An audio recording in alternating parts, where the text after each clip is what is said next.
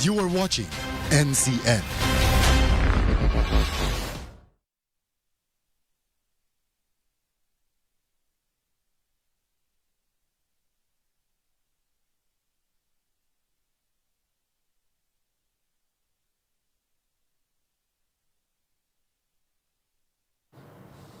Good afternoon. Joining us here at NCN, DPI, Department of Public Information, is the Attorney General of Guyana, Mr. Anil Nandlall. And thank you very much for coming in to speak to us this afternoon. We are live on different platforms, and to our viewers, I'm honored to be interviewing you. Well, I wanted to sort of, first of all, ask you this question bluntly and for your assessment. What is the relationship between the government of Guyana and ExxonMobil? Well, first of all, thank you very much for inviting me to this interview, and it's a pleasure to be here, and it's always a privilege to be afforded an opportunity to speak to the people of Guyana. What is the relationship between the government of Guyana and Exxon?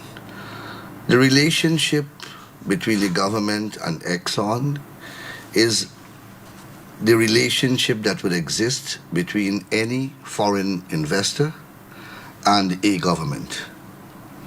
It's governed by a contract, it's governed by licenses, it's governed by permits, and it's governed by the laws of Guyana. I can assure you that is a relationship that is arm's length, and it's a relationship that the government uses to ensure, having regard to the given parameters, that the people of Guyana get a good deal from the oil and gas sector, or the best possible deal, having regard to the current realities. The public perception that is out there, an allegation that I've heard time and again, is that ExxonMobil has come to Guyana and is robbing the bank dry, is stripping everything from our economy, robbing the people of Guyana blind. It's gone to the bank, it's raided the bank, it's basically running the country. And our government is just an enabler of ExxonMobil. There is a lot of hysteria, there is a lot of misinformation, there is a lot of misconception, and there's a lot of misunderstanding permeating in the form of an avalanche in relation to the oil and gas sector, in relation to ExxonMobil, in relation to the relationship between the government and Exxon. And I hope that I will use this opportunity again, as I have done on so many occasions, to dispel those misinformation and misconceptions. So ExxonMobil came here to explore for oil and gas when it was not determined that oil and gas existed in commercial quantities. Many other companies would have embarked upon similar endeavors, and they failed. There was an existing regime in place when Exxon came, and that regime was extended to Exxon. Exxon entered the arena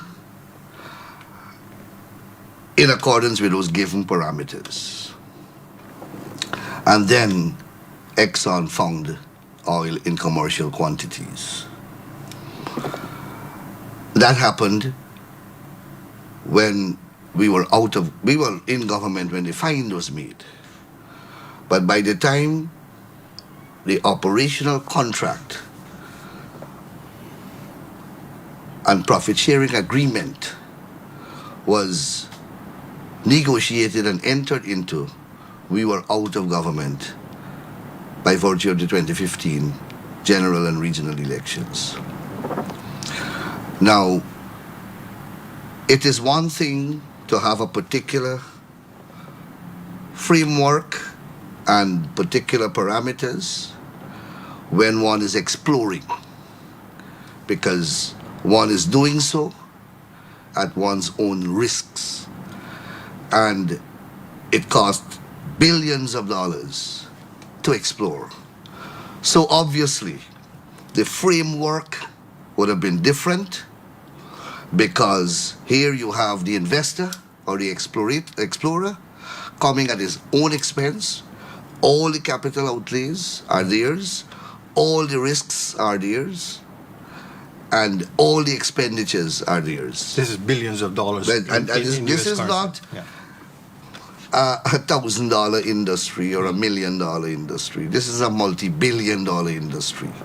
So it is capital, heavy capital outlay you're speaking about. Yeah. Now, when oil is so obviously the investor would want certain guarantees, and any intelligent and prudent investor would want some degree of security that if I find oil, then there are certain guarantees that will be extended to me. Right. Right? Absolutely. And that is a form of enticement. And that's proper and acceptable any part of the world. That's the exploratory stage. When you find the thing that you're exploring for, the matrix changes significantly. And that is where a prudent government now ought to be sitting at a table, having regard to the already existing contractual obligations and frameworks that we have agreed to already. We know that. The prudent investor would be negotiating as far as possible to get what was assured of them and to possibly increase it. yes, the best deal. The best deal. Yeah. And nobody has to apologize for that. Companies like Exxon are there to make a profit. They are profit driven. And if they can get the best possible deal, there's nothing wrong with that. There's nothing immoral about that. There's certainly nothing illegal about that. A government's duty, on the other hand, is to ensure that the government gets the best deal also out of the given situation for the benefit of the people. People of Myanmar. So it is against that backdrop that the two parties go to the negotiation table to work out now the production agreement and the consequential profit-sharing arrangement that will be derived therefrom. Right.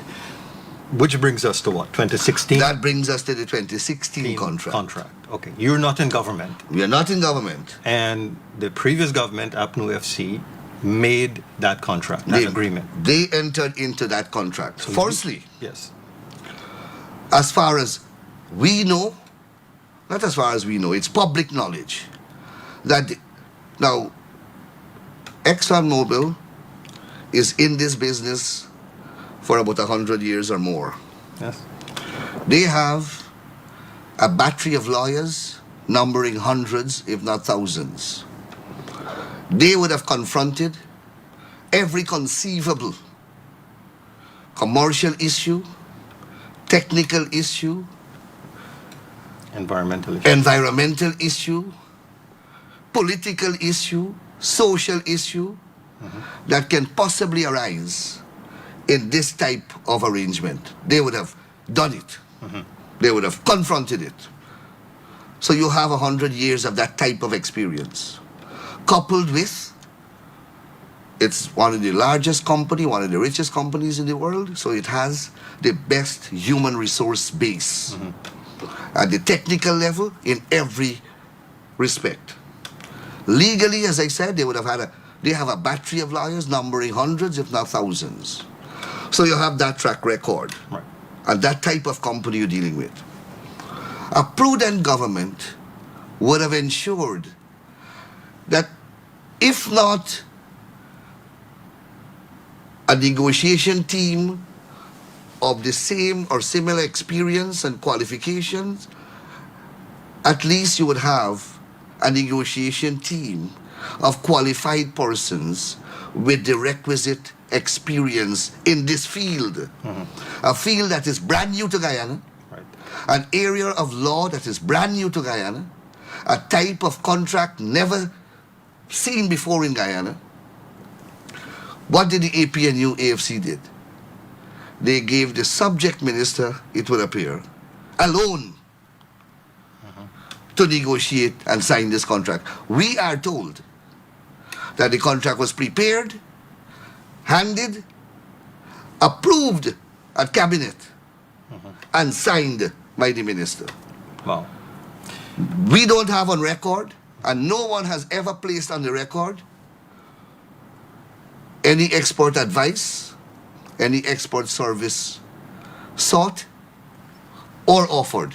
But you were in the opposition at that time. Did it ever come up in Parliament? No. I'm going to get to that. Okay. Not only did they sign the contract, they hid it from the Guyanese people.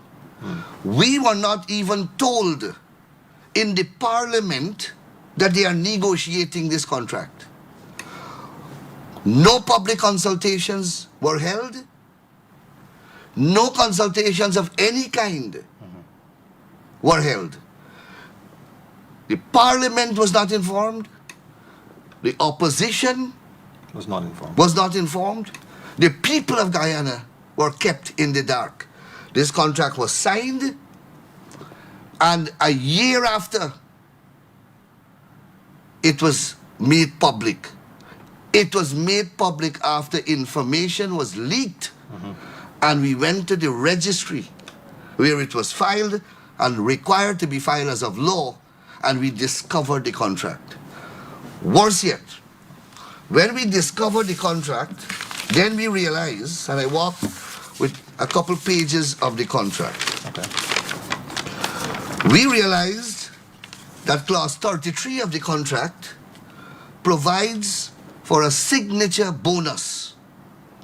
It reads thus: the contractor shall pay to the government a signature bonus of 18 million US dollars. Such payment will be made within a period of 15 business days after the effective date of the contract. So 15 days after they signed this contract in 2016, they received an 18 million US dollar Yes. bonus. Now the Constitution of Guyana says that all monies received by and on behalf of Guyana must be deposited in the consolidated fund and can only be withdrawn from the consolidated fund through a parliamentary process which must scrutinize it and must approve the purpose for which it is going to be spent. Interesting. That's not ordinary law saying that. That's the Constitution of Guyana. Right.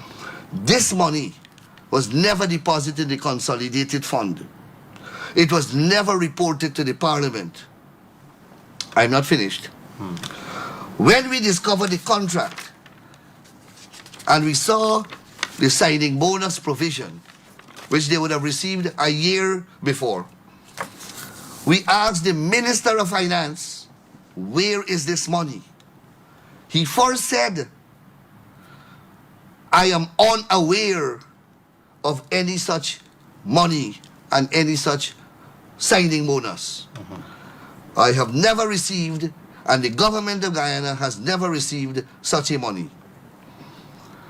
We then went and we produced a letter signed by the very minister, the finance minister, who just told the nation that he is unaware of this money. We discovered a letter signed by him to the governor of the Central Bank of Guyana, directing the opening of an account to deposit this money. Well, this sounds like fraud. I mean, this sounds... It is a violation of the Constitution because it's supposed to go in the consolidated fund. Right. Not no account in the central bank. Also, once it goes into the consolidated fund, it now has to become part of the accounting record of the country. You had 2 or 3 years budget after this money was deposited. And it never showed up. It never showed up in any of the budgets, in any of the accounting record of the country. Wow. So the Auditor General never knew that that money is there. So, permit me to continue. Yeah. Was it ever found? I mean, it's a question. So, then when he was confronted with his own signature on a document, then he said, oh, yes, we received it, but I thought it was a donation. Huh. Can you believe that? A donation. $18 million, Donation to who? apparently to his political party. Now, that is an admission that they are prepared to accept a bribe. Because if you give, by international standards, if you sign a contract of this magnitude and you accept a signing bonus, which you think is a gift to your political party, that is corruption by any standard, any part of the world. So here is the Minister of Finance confessing to the world that his government had received 18 million US for the political party. Tell me if that is not corruption and bribe. That is dereliction of So, duty, yeah. exactly. So that is what you had. So not only did you have a secret contract being secretly negotiated without any expert advice and guidance, you had the receipt of a signing bonus that was also kept secret. Right. And then you had the entire contract itself being hidden from the Guyanese people for 1 or more years, until 1.5 years or 2 years before we made it public. Okay, so that is what you have to understand. We can go into the terms of the contract a little later, but I just want to outline for the people out there the circumstances, the background, and the nefarious environment in which this contract was negotiated, right, executed, and the way it was hidden from public scrutiny. So you have been in government for 4 years. Why not scrap this deal? Very good question. Why not scrap this deal? Any part of the world first of all, let us accept that countries like Guyana need private investment, both national and foreign. Right? That's a given. We have always said that. Chetty Jagan, who was an avowed Marxist, accepted when he got into government that the private sector must be the engine of growth of his government and economy, right? So let's start from that perspective. For example, as you would know, and the people out there would know, that oil, though discovered now, would have been there for centuries. Yes. That's not that oil didn't go there last year or 2015. It was there for centuries. We never had the capability and capacity to exploit it. Who is exploiting it now? Foreign investments. All right? I can't point to a country anywhere in the world that has been built without foreign investments. None. So that's a given. You need foreign investments. What are the things that a foreign investor looks for when he's looking at a possible destination for his investments? There are a couple things that a prudent foreign investor would look for. One, a government that is democratic and that considers itself accountable, transparent, and governed by the rule of law. Definitely. All right? Yes. You look at the society. Is there stability there? Political stability, legal stability, social stability. You look at the judicial and legal system. Is the laws in that country modern? Are they civilized? Would they protect my investments? Can I get protection for whatever I'm going to do? Would the government respect private property? Would it respect the Constitution? Would it respect contracts that it enters into? Or is it a government that will wake up one day, sign a contract, sign a contract, and then wake up the next day and disavow the contract, disregards the contract, violates the contract because there is some change of circumstances or for some capricious, arbitrary, and reasons not recognized by the law? Those are the things that a government, that an investor looks for. Yeah. Guyana today, and you would know this, and everybody listening would know, is one of the most sought after investments, destinations in this Western Hemisphere. You're seeing investors here from all parts of the globe. From the Far East, North America, South America, the Caribbean, Europe, you call it, they are prepared to come to Guyana. Right now we have about 10 five-star branded hotels, all under construction. You think these investors who have hotels all over the world would have come to Guyana if they were not satisfied that there is stability, that there's a government that will honor the law and comply with its contractual obligations, that you have a legal system that they believe will protect their investments, that there is a infrastructure in place, legally and otherwise, that would ensure that their investments are protected? Those are the questions that would have been asked, and asked and answered by those investors. And that is why they're here. But so let me get to the point itself now. Every day, you have people out there who enter into contracts. And let's say they buy a property. And for whatever reason, there's some delay or whatever reason, the property price skyrocket. Of course, the purchaser who purchased would want the vendor to stick to the deal. Yeah. The vendor, on the other hand, would want more because his property price has gone up. Would it be right for the vendor to unilaterally raise the price of the property? Would that be fair to anyone? There's a person who every day criticizes this contract, a news outfit. He rents some land from the government.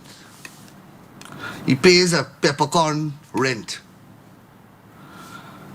If, having regard to the changes taking place in the economy, Right. The value is the gone. value of that property has gone up 1,000,000 times, but his rent Remains the same. remains the same.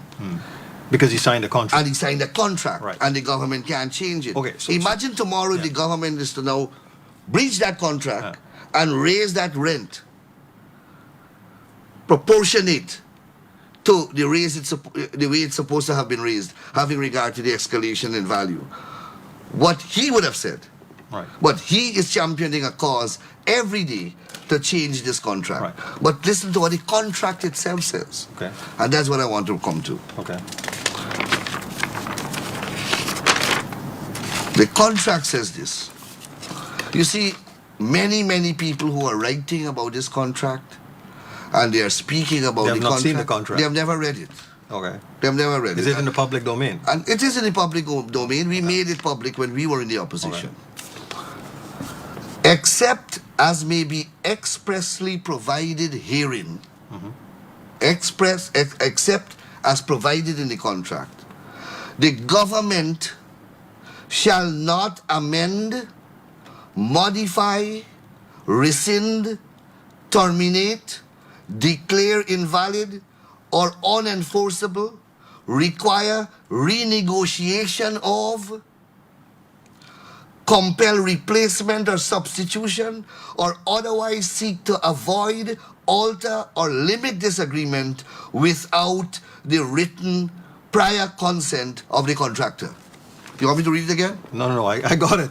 I got it. Right. So in perpetuity, there's no date of expiry on this? No, the contract has an expiry date. Okay, Right? yeah. But once it is there and existing, What's the expiry date on the contract? I can't remember. I don't have the thing here. But once it is signed and executed, and it remains extant, valid, and binding, this is what it says. That's it. Now, we didn't sign this, Right. Well, you're bound by it. but we are bound by it. You see, it says expressly you cannot renegotiate except with the prior consent Of of the the other side. Yeah. Now, the other side, as I said, is an investor. They got a deal, A very good deal. a good deal. I have described the contract myself as one of the most lopsided contracts I've ever seen. It doesn't stop there. The contract continues, another component of it. It says that the government can't pass any law, can't enter into any other contract, and can't do anything that would affect the current obligations Wow. of the contractor. So which So I'm not finished.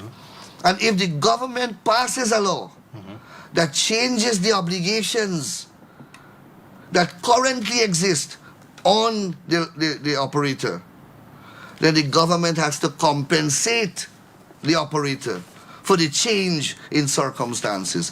That is what they signed to. Right.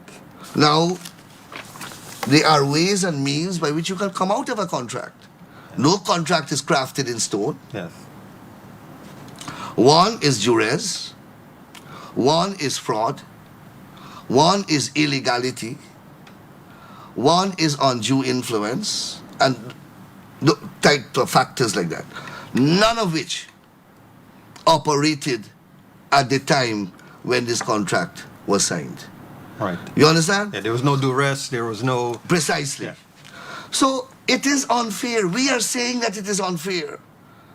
But if not only will we be breaching the contract, and if Exxon sues us and they think those who are championing the cause to breach the contract, they're talking about liability, then you will understand what liability is. So the allegation. If they decide to. So the allegation that the PPPC is in bed with ExxonMobil is not true, but the opposite is true. That APNU FC, when they signed this contract, they were apparently in bed, very comfortable with ExxonMobil. Well, on the public record, the minister who signed this contract was taken to Texas and spent a long time there. There are all sorts of allegations about monies being in bank account.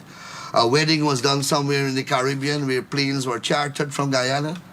And it is believed there are allegations about where that wedding funding would have come from.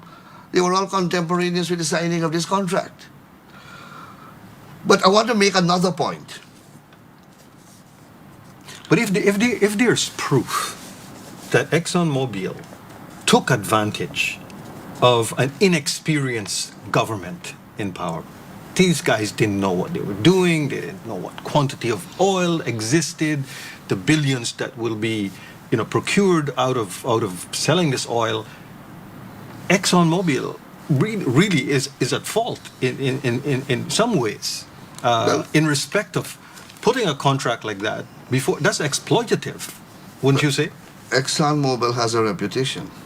I will never defend ExxonMobil. Read about ExxonMobil international reputation. Yeah. That is what they do. But this that is what aggressive companies do. Yeah. But it doesn't make it illegal. So let me get to the illegality now. Okay.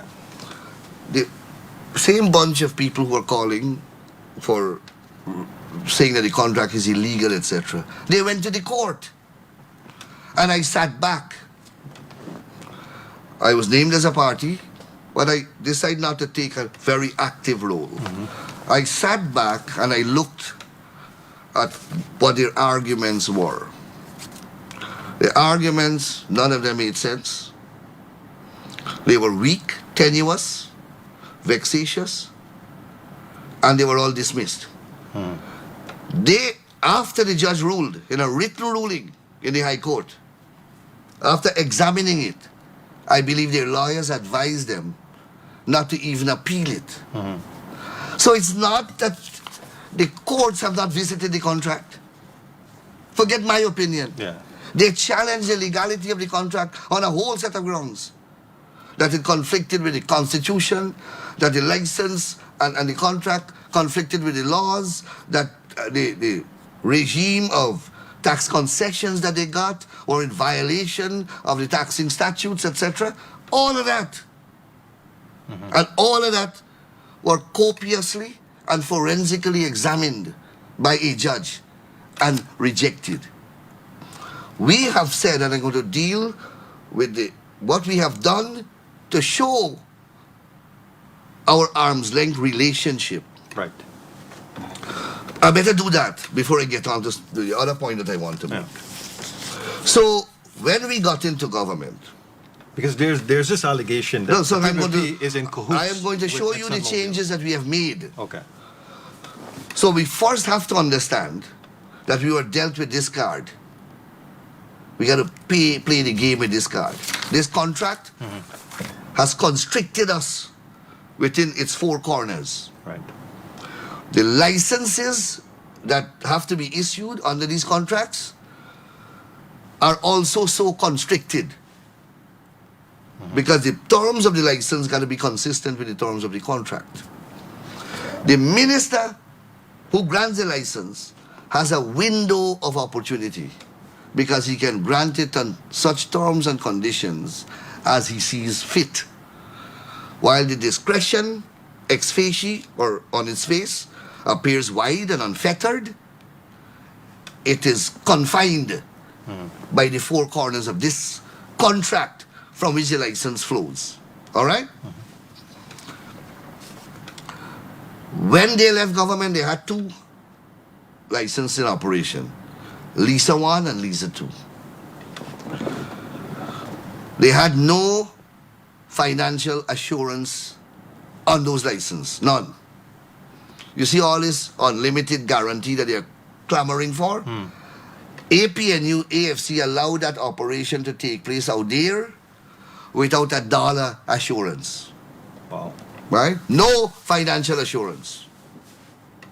We changed that. And I'm going to get to that. Then they granted an environmental permit for 20 years to that company when the law permits only 5. 20 years. 20 years. So that company, the Environmental Protection Agency would never have had an opportunity to review that operation. Remember, you're starting small, Right. and then you get big. You expand. You're moving from one well to another. You move from X number of barrel per day to X 100 barrel per day. Over 1 million now. So your environmental liability and the potential of environmental hazards, etc., are multiplying with alarming rapidity. Yet, they give them a 20-year contract permit. That means that the Environmental Protection Agency can go in, can reassess, so that to put in more conditions, to assess the operations, to say, look, your operations now have increased 40-fold. New conditions now will have to be negotiated. This is part of the contract as well? Is this part of this contract? Yeah, they have to get an environmental permit under the Right. contract. Right. Right? But the law limits that permit to 5 years. Why? Because it allows the agency to monitor. You can't operate the same license when you're doing 100 barrel a day. And the same environmental license when you got 1,000, 10,000, and we can't renew. We don't have a right of renewal, so we don't have any penalty outside of the license. Right? So that was what they did. Right. We adjusted it to 5 years in accordance with the act. Now, if we were in bed with ExxonMobil, would that be something that we would have done? Right. We're not finished. The first license that we granted, I believe, was Payara. Right? When you look at the Payara license and every other license after that, Arau, Yellowtail, Whiptail, Whiptail.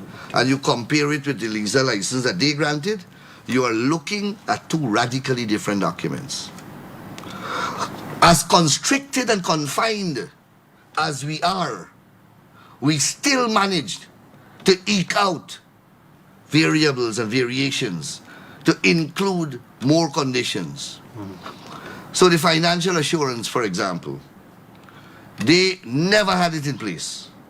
We put it in place. We put it in the contract.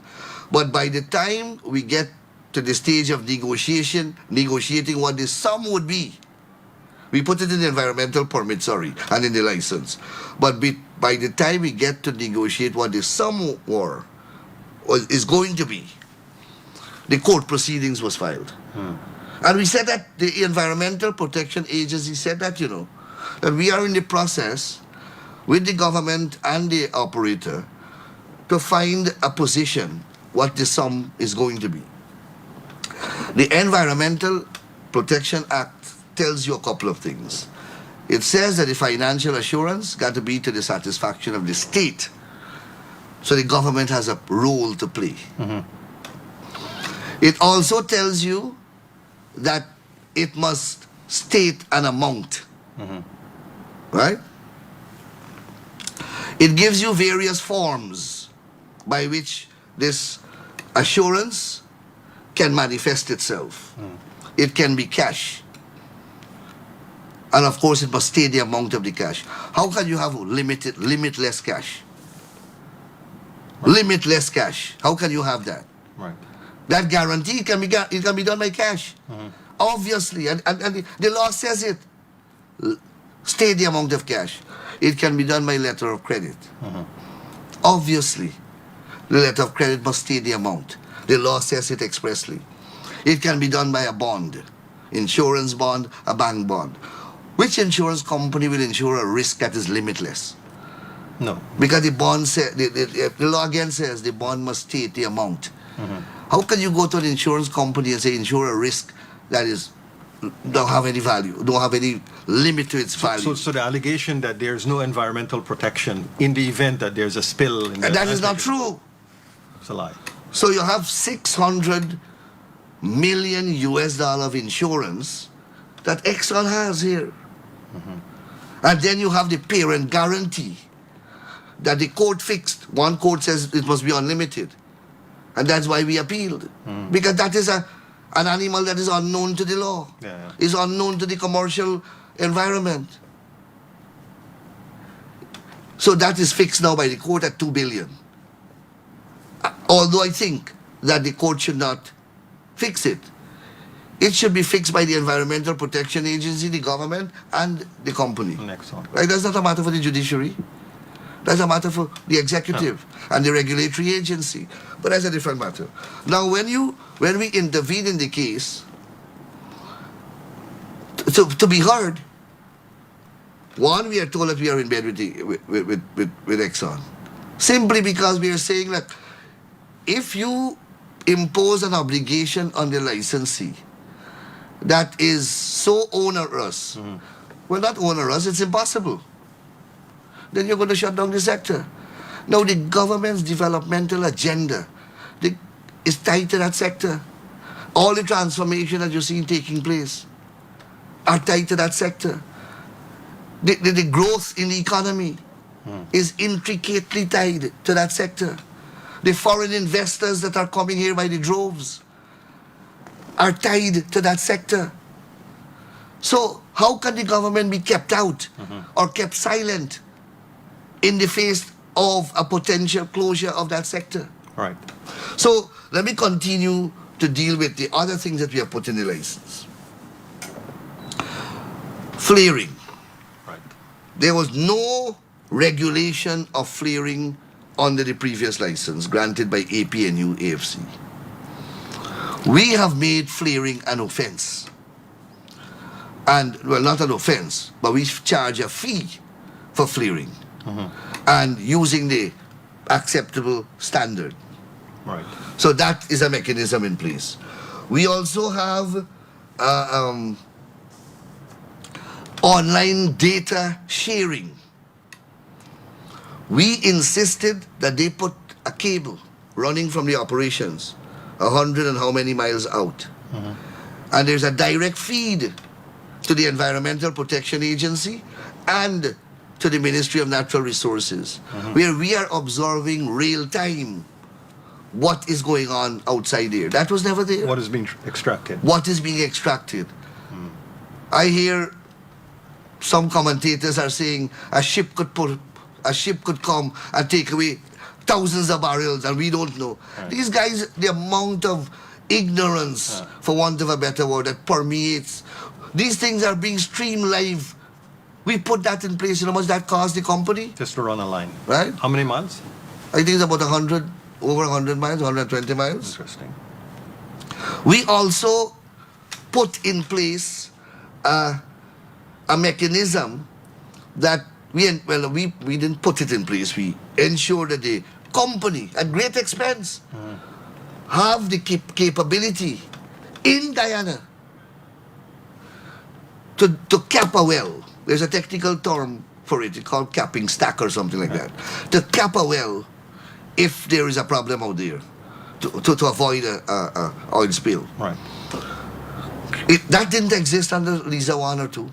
It's now there. And it was there firstly, but out of country presence. Right. It was somewhere in the Gulf of Mexico or somewhere there. Now there's an in-country presence of that capability. Right? Wow. We have a mechanism also that allows us to monitor the oil in the reserve, in the reservoir, the amount that is discovered, etc. All of that are capabilities that we have ensured were put into place. Why? These were not there before. Right. This oil sector operated for nearly 4 years under the previous administration with none of these things. And then we didn't leave it there. We did a whole series of things, if you permit me to talk about them. Well, yeah, I mean, I don't want to get too involved in, so there's a lot of things. I mean, that list is pretty impressive that you said. But I want to ask you about environment and just kind of like put this out there. We are producing this oil, but Guyana is not using the oil. The oil is being shipped to international market. Supply and demand, we don't have that demand for that oil. President Irfan Ali and yourself, Vice President Jack Deo, have sort of talked about net zero and the trading of this oil offsetting by our forest. We have one of the few countries in the world, very few, a handful of countries, we have an abundance of forestry where we can trade our, production of CO2 gas emission to offset it with our forest. So the question is, the allegation is that you're trading we are producing all these, oil and gas, and we're using our forest, which belongs to the people of Guyana, as to balance the books, so to say. And I wanted to sort of ask you about that, like, put that out there, sort of, environmentalists are putting this as a question. The president did a program with a BBC reporter. Hard talk. And I believe he addressed the problem comprehensively the issue. The truth of the matter is, why should we not exploit our God-given resources for the benefit of our people? The Americans have done it. You lived in Canada for how many years? They have done it. They have oil rigs all over. Alaska has oil rigs all over. Saudi Arabia is doing it. Trinidad did it right here for 100 years. Venezuela did it here for 150 we years. have the tar ponds in Alberta. Right? Exactly. Why must Guyana be denied and deprived of the opportunity of using what God has given us for our benefit when the entire world is doing it? Since when Guyana now is the environmental police, and we must be the environmental barometer by which international standards are measured? We are a poor country. With all the oil that are out there, we are still one of the poorest countries in the world. And you are going to pick on us? You have graded down your forests. You have exploited all your oil. You have put nuclear waste into the system. You have polluted the environment exponentially, and you still continue to do so. And then you want tiny little Guyana now getting to feed its people, now building proper highways, now being able to send its children to school from university, from primary to at the universal level, from nursery to university, now being able to afford health care that you have 100 years ago because of what you have done, and rightfully so, because you want your people to live a quality life. But we in Guyana, what, we are inferior? We are not, and I don't know if we are, is it that we are a different species? Right. So that's how I will answer that. Yeah. There's a demand internationally for oil. We're not the one who creating this demand. And we have said, and we have demonstrably shown that all international standards are being complied with. We have observed all the international protocols regarding our forests. In fact, we are selling carbon credit to the rest of the world. Exactly, yeah. So we are a model nation in that regard. Right. Before you finish, because we have a limited amount of time, I wanted to ask you about our depletion policy, the government's depletion policy. Do we have a program in place where we take monies that we're earning now, put it aside for future generations to benefit from when oil and gas might be over? So that takes me to the Natural Resource Fund, right? Okay. Now, you look around the world and you see countries have taken decades before they established a Natural Resource Fund of the type that we have. Trinidad pumped oil and produced oil for nearly 80 years before they did so. Norway, which is regarded as a model, I believe they took 40 years before they set up a Natural Resource Fund of the type that you're referring to care for future generations. We have done it in our government. After 1 year, we were in government. 1 year, within 1 year, we set up a Natural Resource Fund. Reviewed the model that we used. It was reviewed by international agencies, the IMF, the World Bank, and lauded. We scrapped the existing one that they had, the APNU AFC government had. You know what they did? After they were defeated by a no confidence motion, they went one day in the parliament without the public's knowledge, without the opposition's knowledge, and they passed a law. Now a law is passed in 3 stages. You have to have the first reading, then you adjourn, and you do the second and third reading. And you have to have a 7 days distance between the two, the first and the second day reading. That's the laws, the rules under the standing order. In complete violation of that, they read the entire bill. After the last government convened a parliament that would have been dissolved by law. Because after the government is defeated, in no confidence, yeah. The parliament is automatically dissolved because the next stage is election. They went in the parliament and they passed that law. We scrapped that. We put this in place now, and it has every dollar that comes into that fund in an account, a designated account, goes into the Consol Fund in accordance with that act and can only come out of the Consol Fund in a manner described by the act, which is to go to the Parliament. It can only be spent on projects listed in the act, right? So you can't, the president can't decide to buy an helicopter tomorrow for his personal movement around the country. It doesn't permit that. Then you have layers and layers of scrutiny. If monies are deposited there and the Minister of Finance does not make the deposit public, he has a 10-year jail term. Oh, Right? okay. You have 2 layers of scrutiny by 2 different bodies in the law. And these are comprising of persons who are independent, not politicians, not ministers. You have, I believe, an opposition representative there too, right? Then the Auditor General. So you have parliamentary scrutiny as well. Then you have the Auditor General audits the funds. And if he can't afford or he doesn't have the capacity to audit, he has the authority to hire whoever. Deloitte and Touche, Price Waterhouse, any international company, to come and help. So there's adequate safeguard for that. We also did a new act, a new law, as we promised, because first of all, our laws were archaic. It never contemplated and was not drawn up in a manner to regulate an environment that was producing. It was an exploratory type of law. We consulted wide and far, internationally and locally. Public consultations locally, and crafted a new, completely new petroleum activities bill, which is now law. That bill is modern, captures all the environmental concepts, and creates a strong regulatory framework even after production. How do you seal off the well? How do you ensure that there is no, all those things are covered.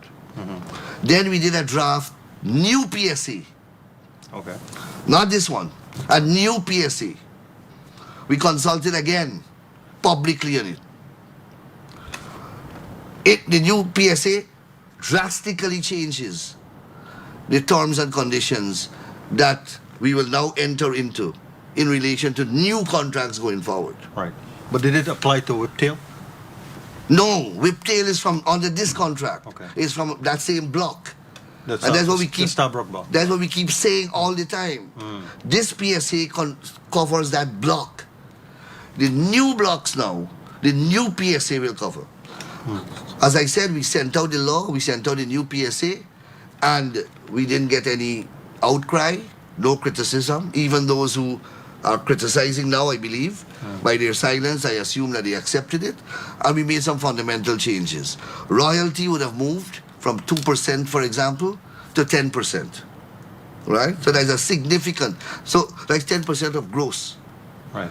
Then we move the cost oil, the Okay. cost recovery mechanism.